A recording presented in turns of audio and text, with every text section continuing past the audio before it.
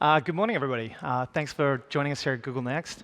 My name is Leonard. I'm a product manager in the Google Cloud Billing platform.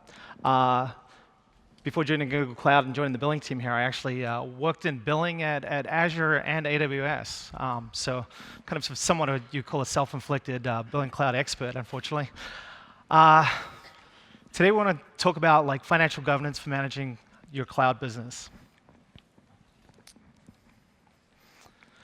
So I think most of us here in the IT industry can agree that cloud has disrupted the way that we manage our business and how we go about procuring and managing infrastructure.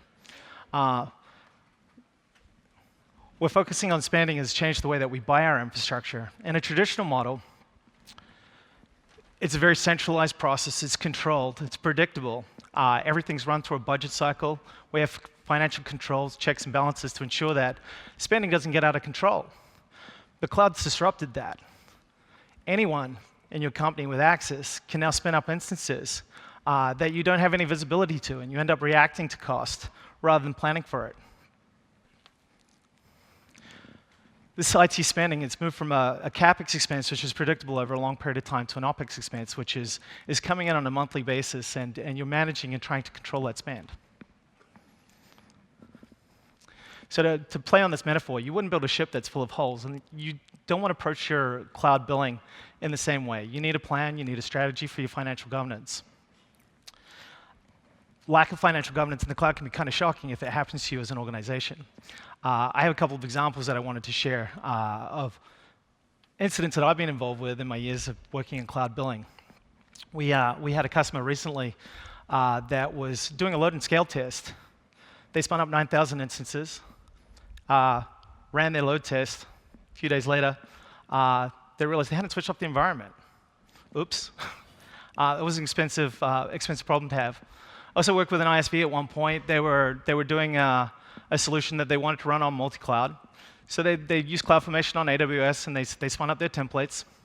And the way that CloudFormation works is when you do a deployment, and that deployment fails, CloudFormation is stateful, and it rolls back the resources. They then went over to Azure, and they started using ARM templates, and they're launching instances, and off they go. Well, ARM is not stateful. It doesn't roll back instances in a failed deployment. This customer ended up with a $350,000 bill for Azure because they weren't watching the spend. But this doesn't have to be your reality. Your reality can be much more controlled and predictable. We had another customer recently that basically application engineer checked in some code. Their normal run rate for their storage expenses on this application was about 0.04% of their application's cost profile. It went to 45% overnight.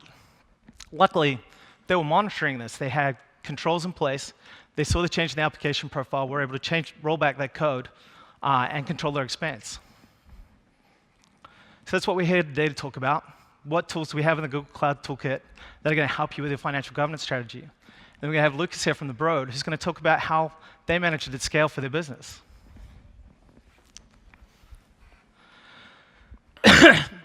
Excuse me, sorry. So some of the quick questions you need to ask yourself when you think about your financial governance strategy is, how is my cost organized? If you attended the session earlier, James Byers did a session called, and sorry, I'm just going to make sure I get it right here, Managing Costs in GCP, How to Structure Your Resources. And this laid out some of the best practices. And so if you weren't able to attend that, I'd suggest that you catch it online. But it talks about some of the different mechanisms that you have in Google Cloud to organize your cost. So we have folders, we have projects, and we have labels. And those are different mechanisms by which you can organize your costs, either in a structured hierarchy or in a cross-cutting or cross-project way. But it's pretty important because that's what you're going to bind all your financial governance policy to, how you organize costs. And you're probably not going to want to look at it at a single level. You're going to want to look at it by project, which probably represents a team or an application or an environment. But you might want to also look at it by organization. I have a department. I want to see how much this department is costing in totality. So I want to monitor at multiple levels. Second, what is my budget? This is really important. How much do I actually expect to spend? So we're going to look at, where have I been? How much did it cost me in the past? Where is it going in the future? How is my cost projected at the current run rate? And then what if? What if we change the characteristics of this application, change the profile of the machines that we're using? What if we had a 4x increase in the amount of traffic that's going to hit this platform? We want to play out some of these scenarios so that we can understand what is my budget and how am I going to manage that. And then lastly, what is the budget impact? This is kind of an interesting one. What would you want to do when you get to your budget? The most passive form of impact is I'm going to just notify some people. I'm going to let you know that something's happening that you weren't expecting. But it can be much, much more intrusive. I hear customers a lot who talk about capping. I want to cap. Actually, I'm fine if you delete all my resources, you blow away all my storage, and you make this never exist because I don't want to pay another penny. And Lucas will talk about some of those use cases himself, actually, because it's something that you hear in dev test environments and students, where they actually can't pay another penny, and so they need to stop that cost. More than likely, you probably have a strategy somewhere in between. Oops. Go. There we go. So, oops. Did I skip a slide? No, I did not. So our goal here at Google Cloud is to give you a toolkit, because there is no one-size-fits-all. What you run in your production environment may be very, very different to what you want to put in a sandbox environment so that people can play around with the cloud. So we want to give you lots of different options. So today, we're going to talk about a few different tools in the toolkit. We're going to talk about permissions. We're going to talk about quota, and we're going to talk about budget and how you can use those in your business. And then Lucas is going to give you some real-life examples. Permissions. I'm just going to explain this diagram for a little bit because I've been told that it's a little bit distracting with the way it keeps spinning. Essentially, you want to operate an environment of least privilege. So you can see here in this diagram that effectively a user is allowed to access resources and launch them unless permission denies it. The way that you use least privilege is going to differ again between like your production environment and a sandbox environment. In your production environment, you might have a very strict permissions model where only a few users can access and launch resources in that production environment. But you may have somewhat of a looser financial governance model where you don't want to terminate resources, you don't want to cap spending, you just want to be notified. It's a lot more passive. Whereas in your sandbox environment, you might want a very strict financial governance policy that says, I want to terminate these resources when my cost gets to foo, or you can only launch so many different instances. But you may have a very loose permissions model. Anybody can spin up one of these non-production accounts as long as it's financially governed. Quota. Quota basically enables you to build a virtual data center. It basically sets the maximum concurrent resources that you can operate. Now, today the way that quota operates is essentially by SKU. And so an example of that is the number of cores that you can launch for compute. So if you set a quota control that says, I have 100 cores, that's kind of like a physical data center where you can only put so many VMs into a rack, and you can only put so many racks into a physical data center. And so you've actually controlled the maximum amount of resources that a user can spin up. And so therefore, you've controlled the cost. It's not going to be more than 100 Bitcoin or whatever 100 VMs will cost you, because you've maximized the amount that they can spend. Now, they might not spend 100 cores, but they can spend up to 100 cores. Now, if it's a dev test environment and somebody's just playing around with the environment, you might want to set that to 3, for example, which is a very low number, and you know that you're not going to have a large cost spin up. So this is kind of what our quota environment looks like right now. There's lots of interesting things that'll be coming down the track here that we can talk about in a Q&A session if you're interested. But basically, that quota enables you to throttle your total spend. But you have to think about what that does to your environment. If it's a production environment, is it OK for you to have that degradation in performance? If you hit the 100 cores, things are going to slow down. Or if you're in BigQuery and you have a maximum amount of slots, queries are going to sit and they're going to waiting for a slot to open up to run. And so quota is great, but you have to think about how that impacts your business. Lastly, we're going to talk about budgets. Budgets enable you to normalize usage across everything that we have in cloud. Today we have a lot of SKUs, close to 100,000 SKUs if you want to look at it in the myriad detail across all the different regions and different products and different ways that you can spin things up. And what budget allows you to do is normalize it into cost over time. So it becomes very simple, and you can decide what you want to do as you hit your budget limits. Today, in Google Cloud, we let you monitor a monthly budget per project or per billing account, so you can specify that. And you can get a simple notification when you hit preset thresholds. So you could say, I have 100 Bitcoin to spend. When I get to 50 Bitcoin, I want you to tell me, because I want to see how I'm trending. You can also automate budget actions. We recently launched a new feature called programmatic notifications. This essentially allows you to build your own budget policy. Now, eventually, we want to bring this so it's a function of the console, but today what this allows you to do is to specify in a cloud function like a different set of actions. And we provide some basic reference architectures, which Lucas will go into in a bit more detail, but you can do things like you can forward your budget notification to different mediums like Slack, or you can suspend resources. We gave an example policy of how to take a budget notification and shut down all the compute instances. Or you can cap spending. You can actually pull a project out of a billing account which will farm out a termination of all resources in that billing account. And so this is a fairly powerful tool with a fairly simple implementation. I had a customer recently who told me it took them about 7 minutes to set it up. So fairly straightforward. All right, without further ado, I'm going to introduce Lucas from the Broad, and he's going to talk about how they operate at scale. Thank you, Matt. Let's see here. OK. I'm Lucas Carlson. I work at the Broad Institute. I have, going backwards here. I've been with the Broad for a little over 15 years. I started exactly 2 weeks after the Broad Institute completed the Human Genome Project in 2003. And over the last 15 years, we've sequenced something like 100,000 genomes after that first one. I started as a systems administrator and sort of moved into a manager of systems administrators. And then I became a bit of a software engineer, writing web applications and other automation tools. And at some point, we needed to create a DevOps group. So I took 2 years or so and created a DevOps group at the Broad. And now I'm responsible for our cloud environment and for the success of our developers in using that environment.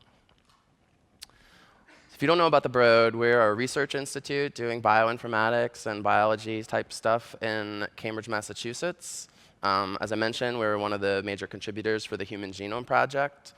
We also have a bunch of other things that you might have heard of. For example, something recent that we've worked on is the CRISPR patent for editing genomes. And we're organized around major research areas and major sort of production services. So for example, we have a group that's focusing entirely on cancer research. We have another group that's focusing entirely on psychiatric disease research like depression and bipolar. And then the platforms run like small businesses within the institute that provide a production service. So for example, the genomics platform provides services around extraction of DNA, storing DNA, sequencing DNA, and analyzing DNA.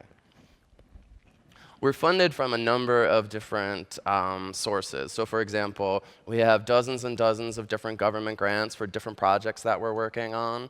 And each of those grants obviously have certain constraints on how much resources they grant. We have lots of different philanthropic gifts as well.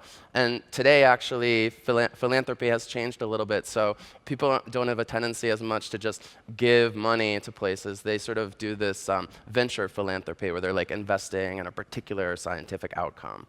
So we have a lot of those kinds of gifts. And then we have some inventions like CRISPR and some software licensing and stuff that we do that brings in some revenue as well. Now, when we're talking about the cloud, there's a bunch of things that we're concerned about. As I mentioned, because so much of our research is funded by government grants, we have to be very thoughtful about how we use those funds. It's public funds first, and second, there's a lot of constraints. A given grant might only have a certain amount of money available to it over a certain time period, and then only a portion of that grant is what's going to be used for the cloud computing. A lot of it might be used for the sequencing or other parts of the process.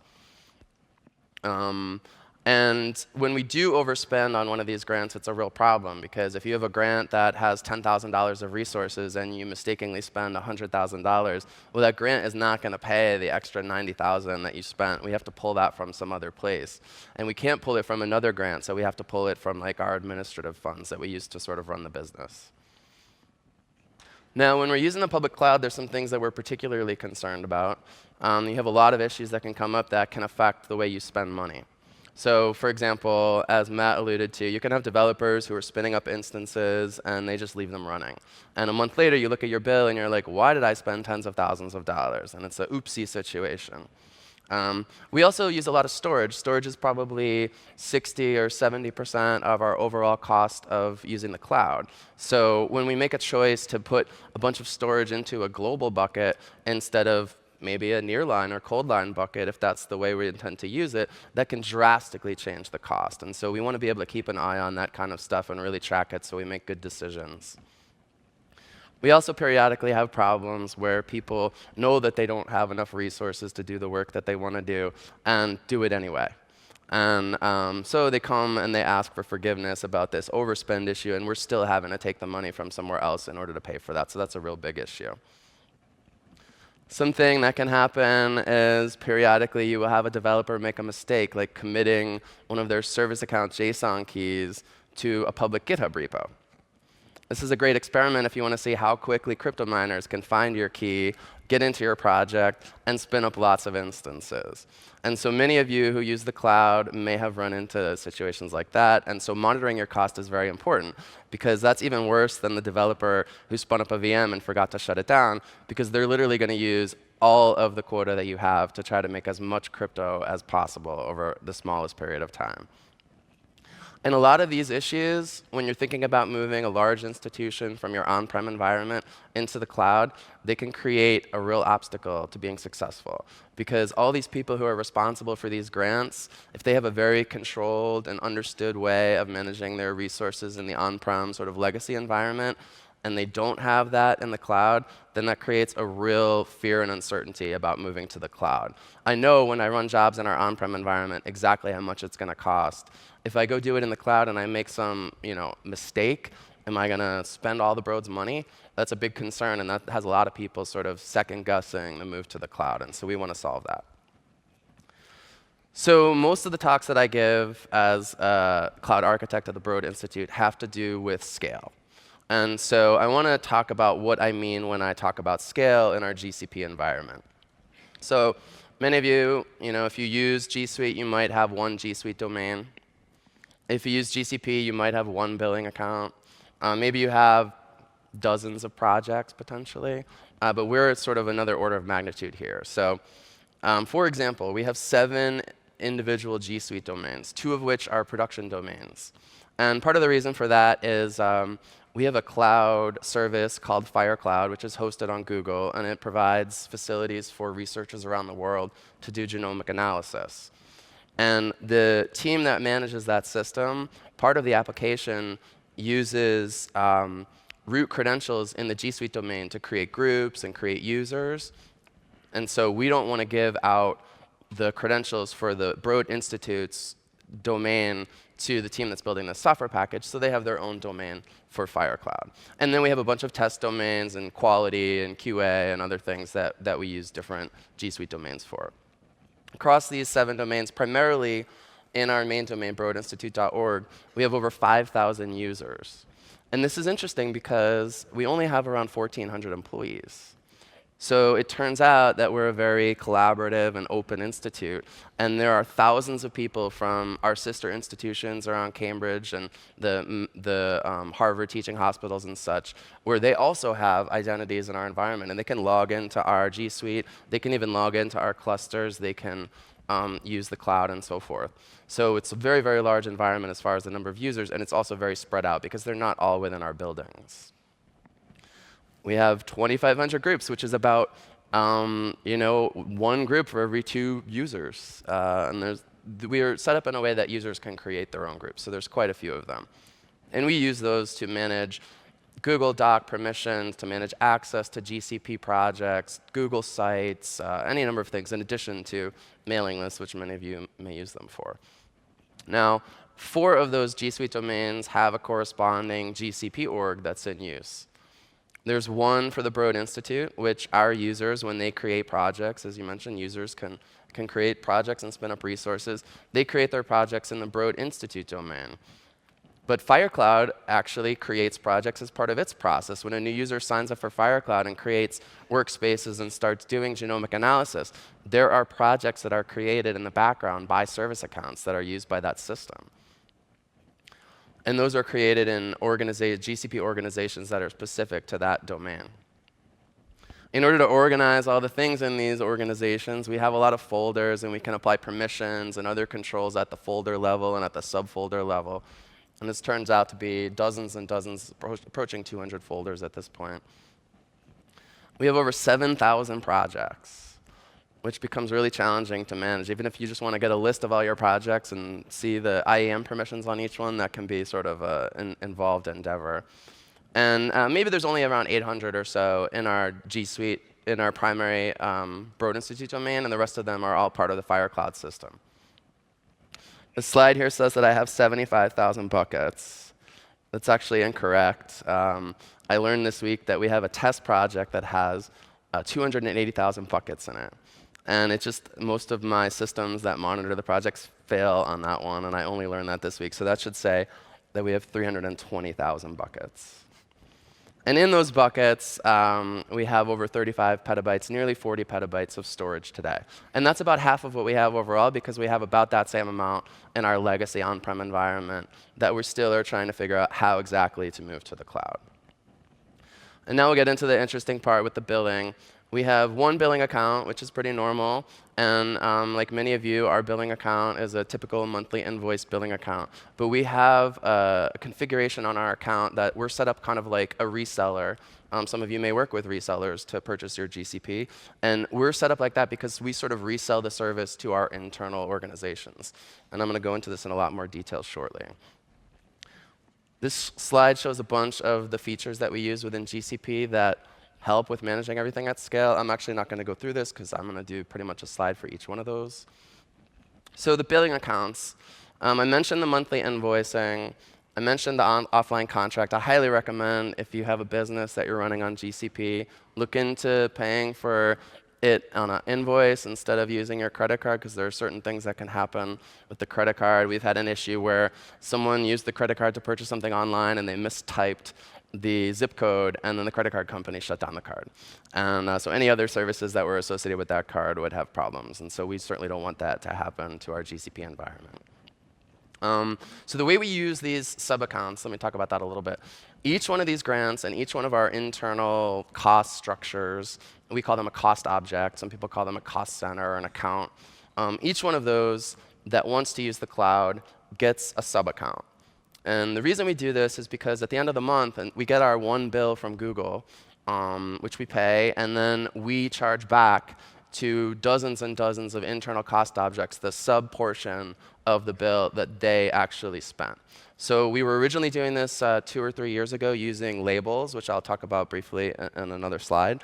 But the problem with using labels for this today is that even if you create a project and put a label on it that says which cost center it should be billed to, the owner of that project can change that, or they can remove the label. And so if you rely on that as a way of carving up your bill, then when you get the bill, you go, what is this huge amount that doesn't have a cost object, and who should pay for that? And so that was very problematic. And so 2 years ago or so, we moved to this sub-accounts feature, again, which is specifically geared towards resellers. And I think in the future, there might be some other models that are coming that would actually be more appropriate for us, maybe around using the folders, for example. So another thing about these is that each one of these cost objects is owned by somebody. They're maybe the principal investigator on the grant, the person who's responsible for the funds. And they may actually have more than one cost object that they manage. So if any of you manage billing accounts in Google, when you manage more than one billing account, some of the things around budgets and around permissions can get pretty complicated, and I'll talk about how we work through some of that. But the nice thing about the bill that we get is that it has one total at the bottom, which is the amount we pay, and then it has 175 subtotals, which is the amount we charge all the internal cost objects. And we used to have to calculate that ourselves, so that is actually a great benefit for us. One of the other great features that we use to manage all this is the BigQuery and the JSON and CSV export. We use both of these right now. The BigQuery export is the most valuable, and that is the newest of these features. The CSV or JSON export is useful, for example, some of you may use a third-party service to help visualize your billing across your multiple clouds. We've used tools like Cloud Health, for example, in the past, and they can easily consume your billing information from a bucket with a CSV And they were doing that for years because that's how Amazon delivers its bills, for example. And so now some of the companies are starting to be able to use the BigQuery export for that too. One of the nice things about the BigQuery export is all the data related to your bill is being piped directly into BigQuery. So whatever tools you might use to deal with BigQuery, you can use to do this. So when we want to visualize this data, try to understand what's going on in there, we have like half a dozen different ways we can do that. And some of these I'm going to show in my demo a little later. So for example, in the billing console, there's a new feature that came out this year called billing reports, and this allows you to see a graph of all of the activity and to narrow it down by SKU and by product and by time period. And that, for me, actually is the best and most common way that I like to look at the bill today. Before that existed, though, we used a lot of different methods of looking at the data in BigQuery. So for example, we use Cloud Data Lab, which is like a IPython Jupyter notebooks that Google offers. You can write reports and display graphs and so forth about your billing data. That was very useful for us to determine things like how much data we have, because you can't DU all your buckets when you have 380,000 of them or whatever. So it's sometimes easier to actually look at the billing data to calculate how much data you have. Data Studio is also an amazing tool for this. This is relatively recent addition as well, but I absolutely love this. If you're familiar with Google Sheets and making like a chart in Google Sheets, the user experience of doing data analysis in Data Studio is very similar to that. It's quite easy, and it's a free service offered by Google. And then at the Broad, we're also a big Tableau shop. We have a lot of investment in Tableau and a lot of expertise in Tableau. So we've built some very complicated and in-depth reports to sort of understand our GCP data using Tableau as well. Another useful feature is custom IAM roles. We have one very important custom IAM role that we use right now. There's a few others that we have built, but this was probably the most useful. We have an individual in the procurement department who is the person that creates new Google billing accounts. And people are not allowed to create billing accounts except for Stuart. He has that access. And so basically, the way the process works is a user will say they would like to begin using the cloud. They will specify which cost object they would like to use, and they will specify some initial budgets, like I want to spend $100 a month or less. And then Stuart will go and he'll create the billing account, and he'll give them access to the billing account, and he'll create that initial budget, and then he'll share it with them so that they can begin using it. So in order to grant him access to all of the billing accounts, we moved all of the billing accounts into our GCP organization. And then we apply this permission at the org level. And so Stuart inherits this custom permission at the org level for all of our resources. And so what these three permissions do, we give him billing account creator, which I think is pretty obvious, that allows him to create new billing accounts, and he's the only one that can do that. We also give him billing account administrator, so that means he can change the names of the billing accounts if necessary. He can add or remove administrative users on the account. And the project billing admin permission is also very important because it means he can move any project in the organization from one billing account to another, which you can't do unless you have both access to the project and access to the billing account. So I mentioned the org and the folders a little bit. We do have two production organizations, one for FireCloud and one for Broad Institute. And then we have a few test organizations that we use as well. The way we've organized our folder structure is not consistent, but we use different mechanisms depending on the needs in a given situation. So for example, the first thing that we do for all of our billing accounts is we create a corresponding folder in the organization to map to that billing account. This does a few things for us. First of all, I'm anticipating a future where I might be able to actually apply the billing account to the projects using the folder. That's not a thing yet, but in a perfect world for us, we would like to be able to organize projects into folders and then have everything in that folder inherit the billing from the parent. That makes it easier for us to manage. So that's something we've been anticipating. So we've organized our organization so it's ready for that. So even though I think I started that like maybe 2 years ago, whenever that feature exists, we will be ready to start using it. It's coming soon. Oh, yeah. OK. So we have a few organizations that are big GCP users. The IT organization, which I'm involved in, is one of those organizations. And so we have hundreds of projects amongst us, and it's become useful to have folders and subfolders. So for example, I have a folder for the IT department, and then I have subfolders for the teams within there. And the managers of each of those teams have the right access on the folder, so they can put things in the folder, and they can have permission over all their stuff. One of the other benefits, actually, of the billing folders that I didn't mention is that there's an interesting thing. If you are a billing administrator and you own a billing account because you're responsible for the money, you may not really be the person who actually does anything in GCP. So you may delegate another person on your team to have billing account user permission. And that allows that person to create as many projects as they want on your billing account. It's sort of analogous to giving someone a credit card on your account and letting them do whatever they want with it. The unfortunate thing about that is if that person who makes that project on your billing account does not give you access to the project, you have literally no idea what your money is being spent on. So we have people contacting IT being like, what is all the money in here? And I'm like, I don't know, one of your people made that. Can you talk to them?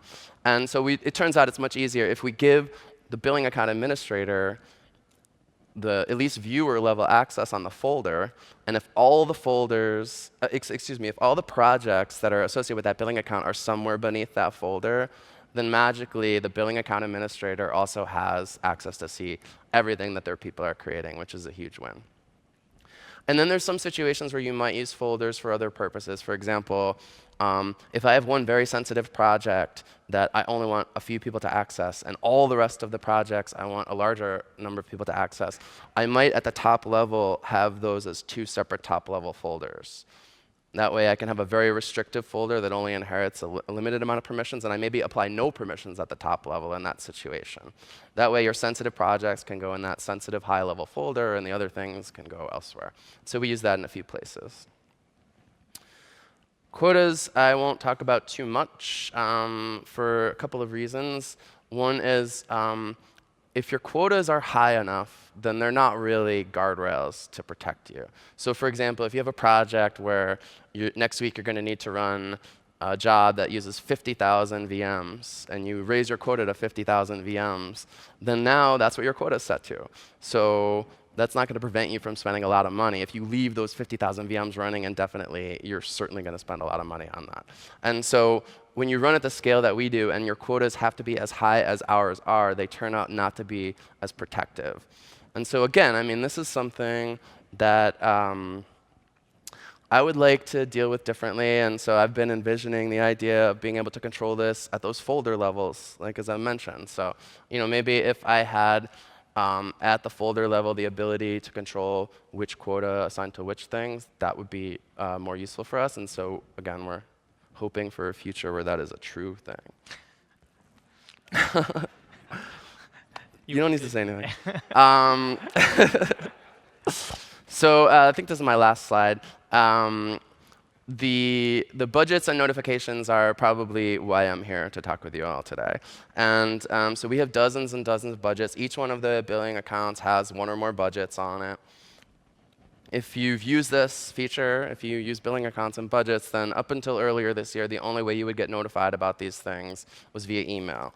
And if you're like me, and you happen to be a billing administrator on 175 billing accounts, then the number of notifications you get from Google about a budget that is over a threshold is a lot. It's multiple times a day. And I certainly can't react to all of those in a sensible way. So mostly I ignore them, which is a problem.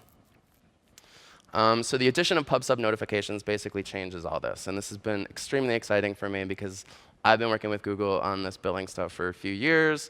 And I've come up with ways to read all the emails and try to automatically react to the emails. But that is not a scalable model. So this pub sub thing is really great. And I'm actually attempt to show a demo of this. And we'll see if it actually does what I want.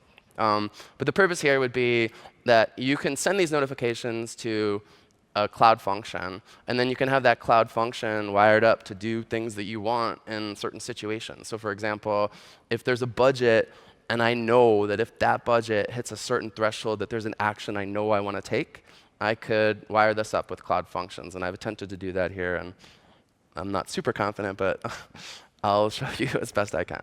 And then the final thing that I'll mention is that we've built a bunch of little custom tools using Google's APIs, using the IAM APIs and the Cloud Resource Manager and the Billing APIs and others to sort of automate a lot of the stuff that we do. So I'm going to try and show a couple of those. There's an app that I built like a week ago, which is the first one I'm going to show. It's very simple. It just sort of recreates Stuart's job of creating and managing all the billing accounts. And then I'm going to show this other App Engine app that I made that's whole purpose is to try and deal with these budget notifications. And that's where I'm a little more skeptical about whether or not it's going to work. Before I show the demo, I'm going to talk about the architecture of this billing notifications app. I have a bunch of logos up here. I'll see if I can make sense of this for you. So on the left-hand side, you see in red the master billing account. That is the Broad's normal billing account. We get a bill each month from that thing. And underneath that, you see there's several sub-accounts. So each of those sub-accounts has one or more budgets, and those budgets are all wired up to send their information, their notifications, to the same pub subtopic. So we have one pub subtopic that is receiving a barrage of notifications. They come in, maybe a couple times an hour for every single budget. So where you normally get notified via email, let's say once a week or something. I don't know exactly the frequency. These are coming in all the time, every hour. And so whether or not you've hit one of the thresholds, you know like the state of each of your budgets at any given time. So those all feed into Cloud Pub Sub. And then there's this function at the bottom there that consumes all of the input from that Cloud Pub Sub. And it does some stuff like it stores the budget information in a data store database, so I can look at any given time and see the status of all 175 budgets without having to click through 175 different billing accounts. It logs it in Cloud Logging, so I know it happened. And then it uses sort of a lookup tool to try and figure out if it should take an action. And if it determines that it should take an action, then it kicks off one of these other cloud functions on the right there. I have one called Disable Billing, one called Stop Compute Instances, and one called Notify Slack. And each of those does basically what it says it does. And there's a couple of other icons on there. I use BigQuery because I like to look at how much spend we've had up to this point in the year. That's like a helpful little thing to look at when you're looking at the budget and the spend. That's useful. And then the Cloud Resource Manager, because one of the things this app does is it visits each billing account to get all of the IAM permissions and see who the users are associated with that. Again, that is an operation that takes a while, and so I cache that data so I have easy ability to report on who's associated with all of our billing accounts. And the App Engine app, users can log in, and it uses the identity-aware proxy to make sure that only Broad users log in. And the nice thing is, since I know which users are associated with which billing accounts, I can show them only the billing accounts that relate to them. And first, let me wake up my computer here.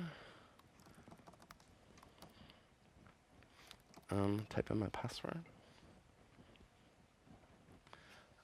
And then we are going to switch to the demo. Great. OK, so this app here is a simple little app that I just built it last week, so it only does Google right now, but it'll do other things soon. It has a list of all, I guess there's 188 billing accounts now, so my slide's out of date already. Some of them are disabled, and billing accounts don't have a ton of things like labels or other stuff, so we have to use the actual name of the billing account. So when I take a billing account that I'm not using anymore and stop using it, I change the name to disabled. So this is really useful. You have a list of all the billing accounts, which cost object it's linked to. You can tell if it's open or closed, and you can jump to the console for that particular billing account. And I have one that I actually made specifically for this demo, which is going to come into play in a moment.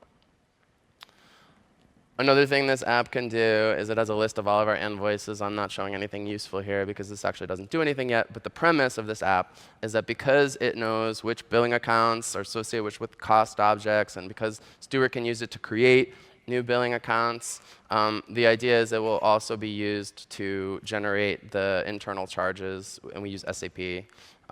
So at some point, this will calculate the bill each month and split it across multiple things and generate the totals. We've had a bunch of users recently who they have a more complicated spending situation. So instead of using one cost object for their project and all the money charges to that one cost object, they need to split the funds across many different cost objects, which has become complicated. So part of what this system does is allow for that. So for example, this group here, every month, they split whatever spend they had across 13 different cost objects. And so this is not something that Google supports currently in the way we're using these billing accounts, so we have to create a whole structure for this. And there's a few other useful tools here, like because we know all the cost objects and what's affiliated with them, we can do some checking and see like which billing accounts don't have a cost object, or apparently all these billing accounts, the cost object has expired. That's really fun for us because we get the bill, we process the bill, and then we go to charge all the internal cost objects back, and then turns out like 10 or 12 of them are over, and we have to figure out what the new cost object is. So this is finally a way that Stewart in one place can see all of that information and can react to it. And again, like this doesn't do much today, but if Stewart wants to create a new billing account, he can just click there. He can create one that's directly associated with a specific cost object, or he can create one that, that has a split. So now the other thing I want to show is this thing that does all of the notifications.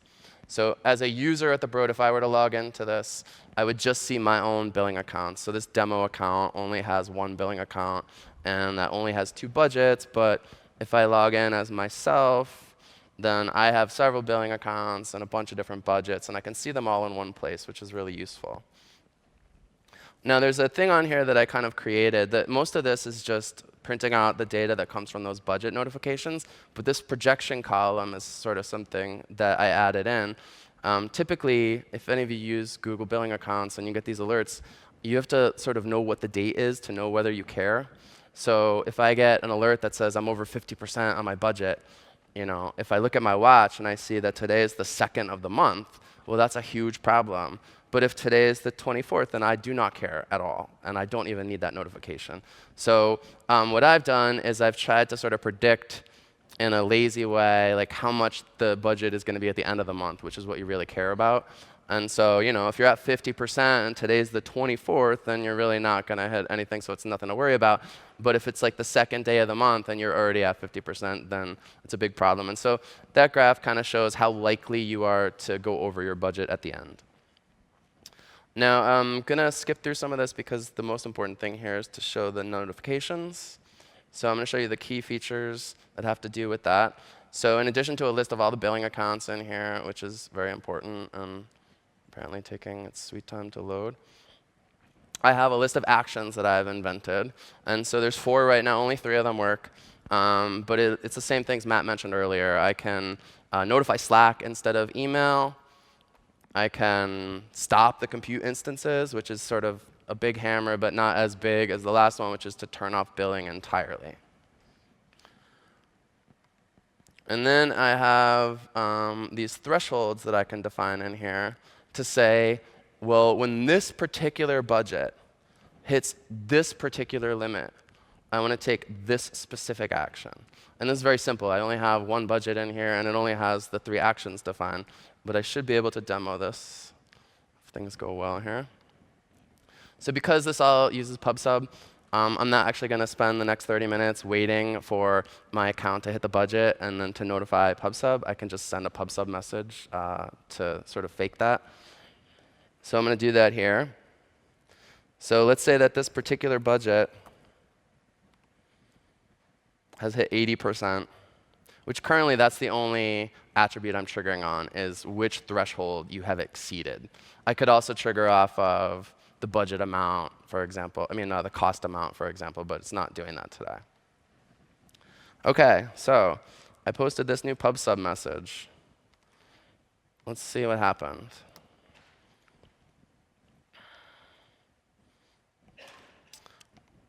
Maybe it'll take a moment. Next Wi-Fi. Yeah, great. Nothing happened. Let's try this again. Am I in the correct project? No, I am not. That's the problem. Here we go. OK, I'm searching for this string. Let's see what it says. Still nothing.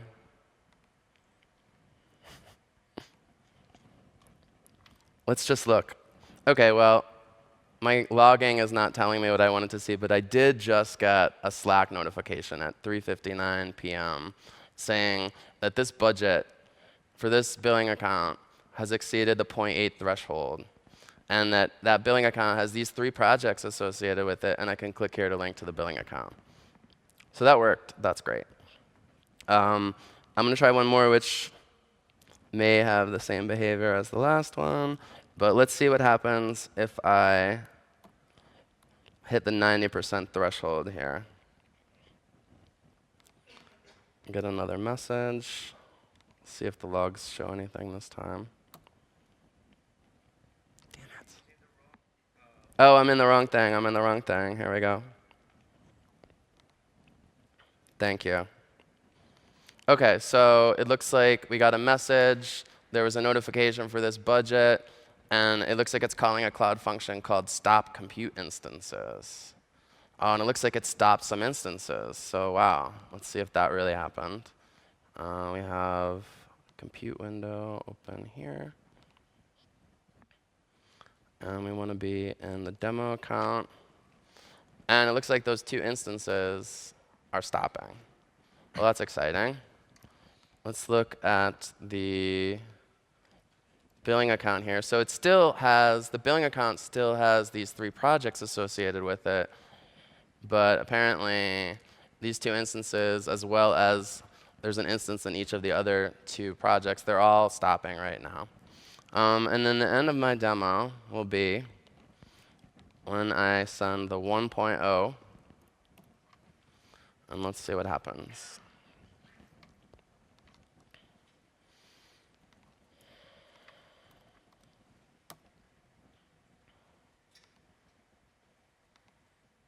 Come on. There we go.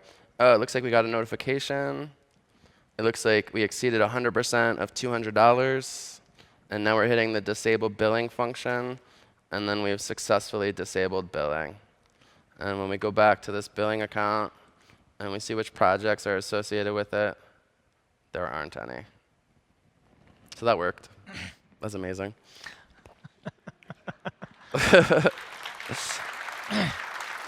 OK, we can switch back to the slides now. Yep. Great. You're back. That was what I just did, so now it's you. All right.